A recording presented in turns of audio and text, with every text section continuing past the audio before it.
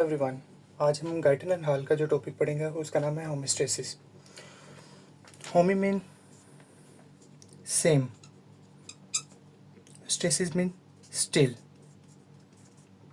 Homeostasis mean same condition.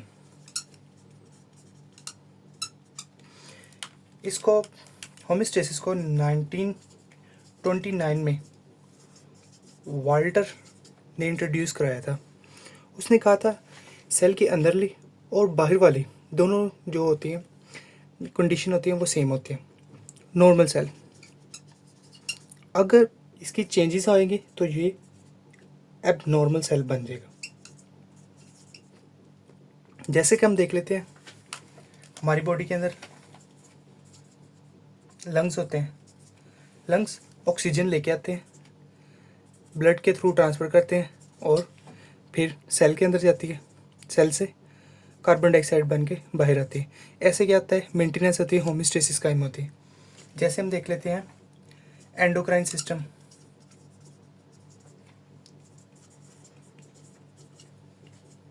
Endocrine system देख लेते हैं और इसके अलावा नर्वस सिस्टम देख लेते हैं।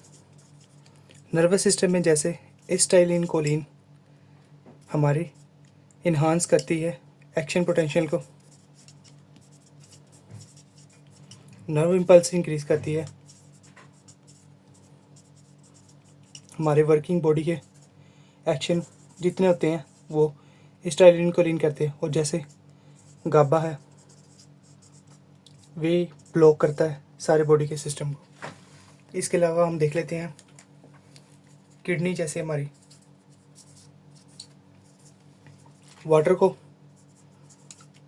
ऑब्जर्व करती है और सोडियम को बॉडी से निकालती है ताकि ब्लड प्रेशर कंट्रोल में रहे, और वाटर को भी ऑब्जर्व करती है और कई बार सोडियम को ऑब्जर्व करती है। इस तरह हमारी बॉडी का सारा सिस्टम कायम रहता है।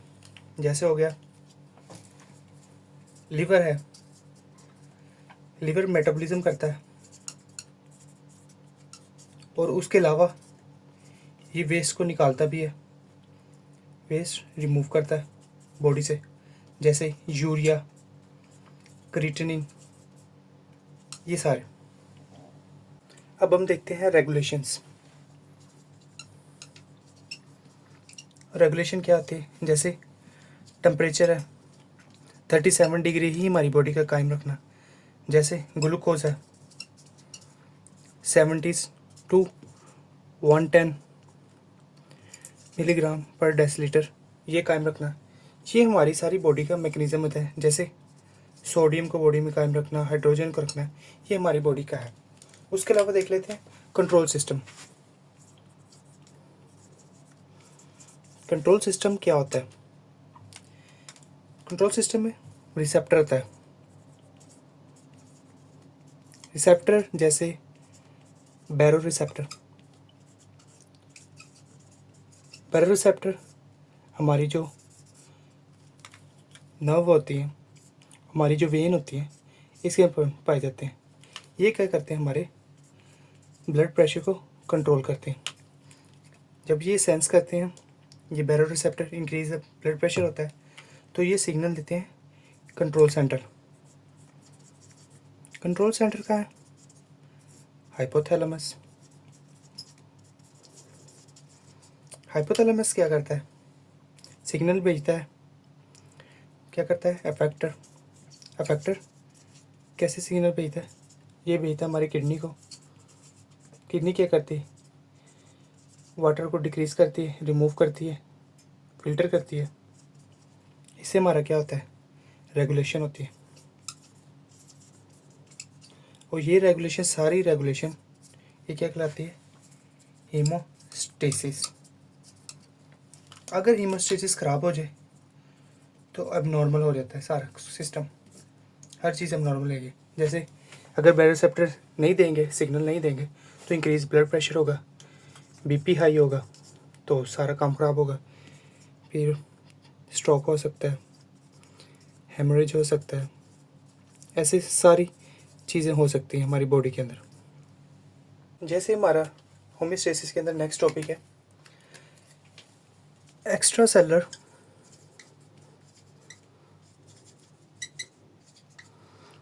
फ्लड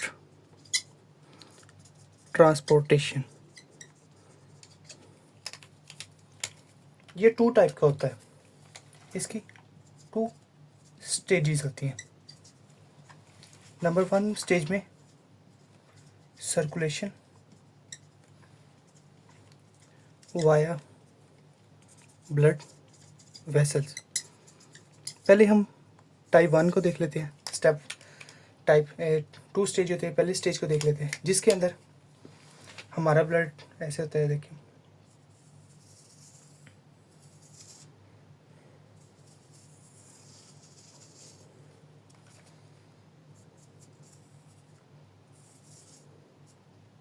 ये हमारी, एक मिनट, ये हमारी होगी आर्टरीज, जहाँ से ऑक्सीजनेटेड ब्लड जाता है। ये हमारी होगी वेन्यूल्स,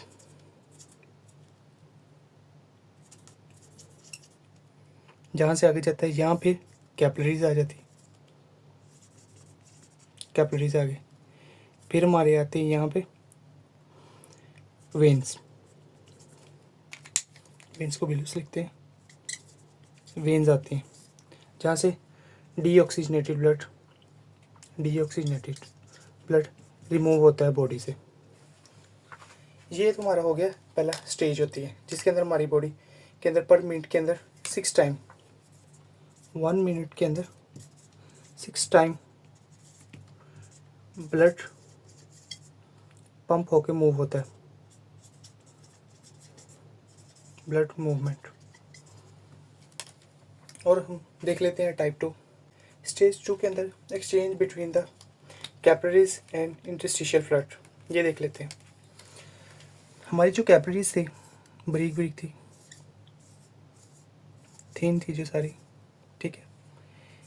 इनके अंदर जो ब्लड फ्लड रहता है, मूव करता है, तो 2 टाइप का होता है। एक होता है ब्लड प्लाज्मा, जो हमारे वेन्स के अंदर जो ब्लड घूम रहा होता है उसके अंदर प्लाज्मा होता है, वो एक होता है। और एक होता है सेल टू सेल, इनके दरमियान जो होता है, जो होता है इंटरस्टिशियल फ्लड। अब क्या होता है,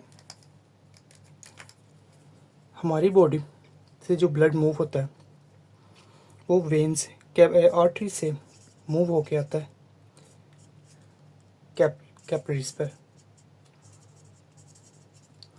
और कैपिलरी से मूव होके आता है यहाँ से सेल्स के अंदर जाता है। कैसे आता है, ब्रेन बैरियर जो होता है वहाँ से पार करता है। ये कैपिलरीज के अंदर बैरियर होता है, यहाँ से परमिएबल होती है। पहले तो परमिएबल है, यहाँ से मतलब मीन के ये थे हमारी एपिथेलियल सेल कैपिलरीज के, और इनके ऊपर एक बैरियर होता है, लिपिड बाय लेयर।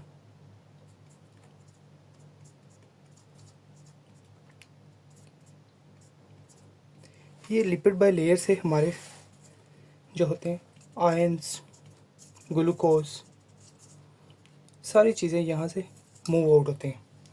और ये जो मूव आउट होती हैं ये मूव होके सेल के अंदर जाती हैं, हमारे सेल के अंदर जाती है। यह होता है इंटरस्टिशियल फ्लड। हमारी कैपिलरी से ब्लड मूव हुआ, सारी चीज़ें मूव हुई, प्लाज्मा मूव हुआ, मूव होके हमारे इंटरस्टिशियल स्पेस के पास है। इंटरस्टिशियल स्पेस ये दरमियान में स्पेस जो इधर आया, फिर इसके अंदर से हमारे जो होते हैं गेट होते हैं, ये वहाँ से गेट से पास आउट हुआ है, जैसे ग्लूकोज, ऑक्सीजन, ये सारी चीज़ें। और यहाँ से फिर मूव आउट होगा कार्बन डाइऑक्साइड, यूरिया, ये ETC जो भी चीज़ें हैं ये मूव आउट होंगी, हमारे ब्लड से बाहर जाएंगी। यहाँ हम देख लेते हैं एफिशिएंट ट्रांसपोर्ट टू सेल।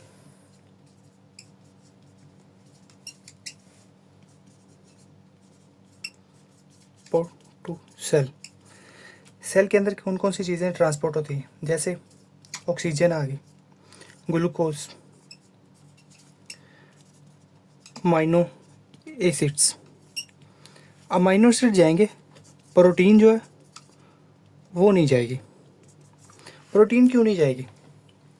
क्योंकि जो कैपरीज होती हैं, कैपरीज के अंदर से 50 माइक्रोमीटर बस इतना डिस्टेंस होता है। और ये जो चीज़ें ऑक्सीजन और ग्लूकोज हो गया, अमाइनो एसिड हो गया, आयंस हो गए, जैसे वाटर हो गया, ये चीज़ों का साइज़ 50 माइक्रोमीटर से कम होता है। इसकी वजह से ये पास आउट होती हैं और ये पास आउट हो गए सेल के अंदर चल जाती हैं, ठीक है। और जो वेस्ट चीज़ें होती हैं हमारे सेल के अंदर, जैसे ETC इलेक्ट्रॉन ट्रांसपोर्ट चेन के अंदर जो वेस्ट चीज़ें जैसे होती हैं, हो गया कार्बन डाइऑक्साइड होगी, यूरिया ब्रेकडाउन हो गया, ठीक है, क्रिएटिनिन हो गया, हमारे सेल मसल्स ब्रेकडाउन हो गए, ये सारी चीज़ें हमारी रिमूव हो के ये हमारी बॉडी से किडनी होती, किडनी से यूरन और यहाँ से हमारे पास आउट होते थे और ये फिर इस तरह होमोस्टेसिस हो जाते हैं।